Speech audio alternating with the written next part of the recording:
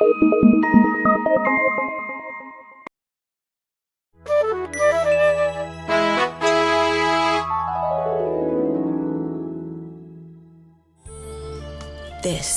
is the story of a poor young girl who sold matches in the street. This story took place a long, long time ago on a New Year's Eve. It was snowing heavily, and it was severely cold outside.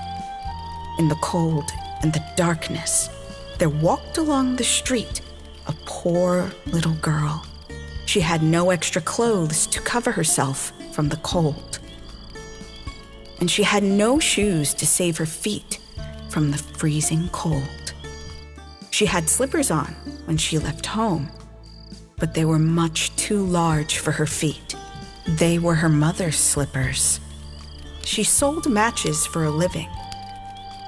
That day, she left home to sell matches on the street as usual. Oh God, it is snowing heavily.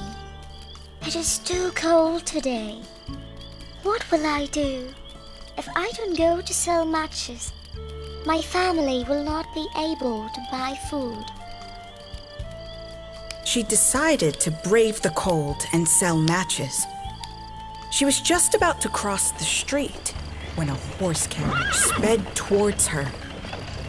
She was scared, and she ran across the street to save herself. She had lost both her slippers while she was running.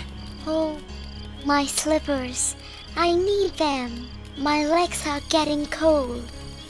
She was just about to cross the street when a boy grabbed her slippers and ran away with them. Hey, stop. Those are my slippers. But the boy didn't. He ran away.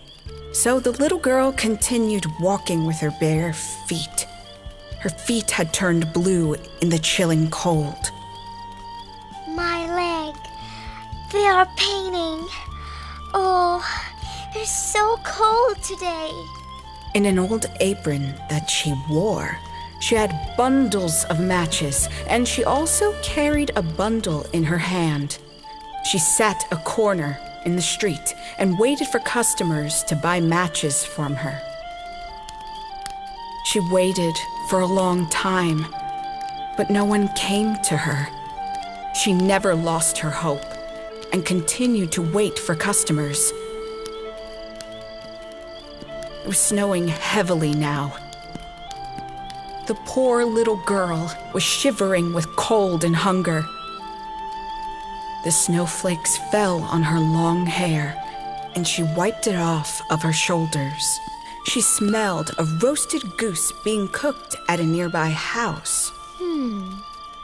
People are celebrating today, but there's nothing to eat at my house.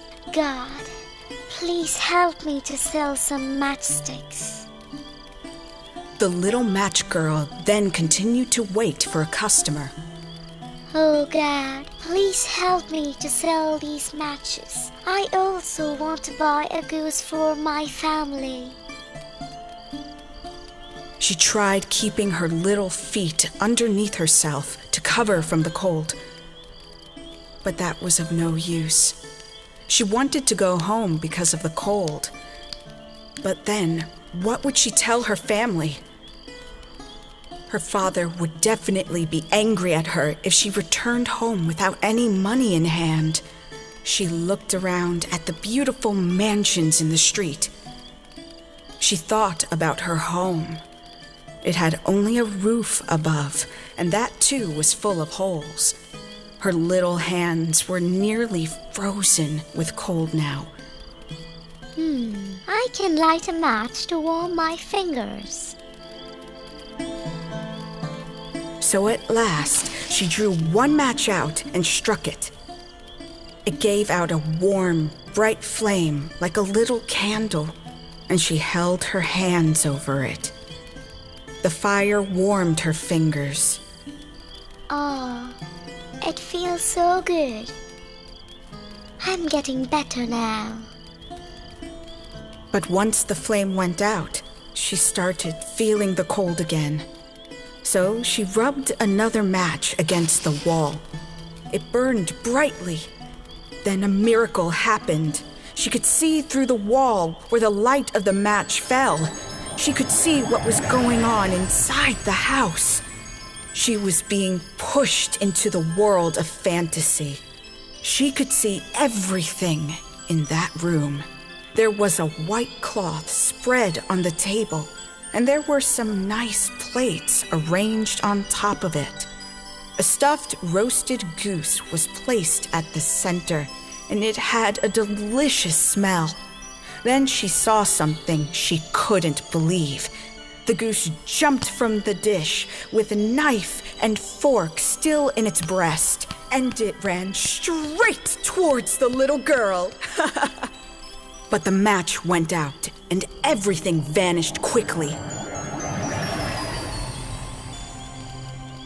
Then she lit another match. This time, she saw another fantasy. She was under the most beautiful Christmas tree, larger and far more prettily decorated than the one she had so far.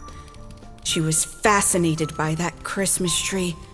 She walked forward and stretched out her hands to touch them, but then the match went out. Then she struck another match. This time, she saw a long trail of light in the sky. Huh? It looks like a star has fallen from the heavens. It seems someone is going to die tonight. It was her grandmother who told her that if a star falls from the sky, then someone will definitely die to send the soul back to heaven. She struck another match against the wall. In the brightness, she saw her dear old grandmother. She loved her grandmother a lot. Her grandmother always showered her with love and kindness. She moved the light to the front and saw the smiling face of her grandmother. She was so happy to see her grandma right there. Then she started crying. Oh, dear Grandma, please take me with you. I know you will go away when the match burns out. You too will vanish, like the New Year's feast and the beautiful Christmas tree. The little match girl didn't want her grandmother to leave. She knew that her grandmother will vanish when the light burns out. So this time, she lit the whole matchsticks together. The match burned a shining light. Grandmother then came close to the little girl. She looked at her with compassion. She took the little girl in her arms and flew up into the sky. They flew far above the earth, away from cold and hunger, to the heavens. The next morning, people gathered around the dead body of the little match girl. She was frozen to death the previous night. Her body was leaning against the wall with a smiling face. People wondered how could anyone die with a smiling face? But no one could imagine the beautiful things she had seen, or how happily she had gone with her grandmother into the heavens.